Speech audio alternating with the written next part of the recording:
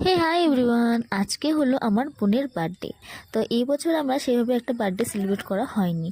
তো আমরা সন্ধ্যাবেলা বাড়িতে বসে আছি, মানে পায়েলদের বাড়িতে আসছি। তো আমাদের যেহেতু পাশেই বাড়ি, তো এখানে বসে আছি আমরা। তারপর পায়েল বলে চলো ওকে একটু সারপ্রাইজ দেওয়া যাক। তারপর পায়েলের সাথে গিয়ে আমি ওর জন্য কেক নিয়ে এসেছি, মানে পায়েল নিয়ে এসেছে। তারপর যাই হোক, ও এখানে কেকটা পেয়ে তো খুব খুশি, যেহেতু পায়েল ওকে একটু সারপ্রাইজ দিয়ে দিল।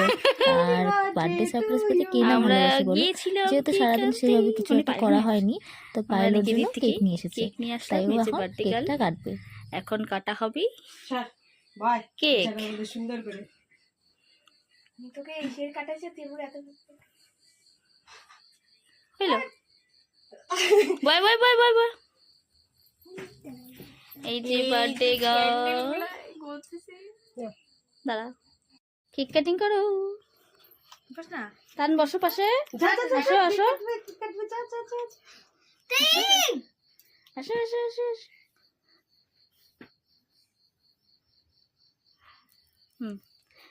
ধরো, হ্যাঁ একসাথে ফুল হ্যাপি বার্থডে। তো পায়েলের বাড়িতে কেক টেক কাটার পরে তারপর আমরা বাড়িতে চলে আসলাম।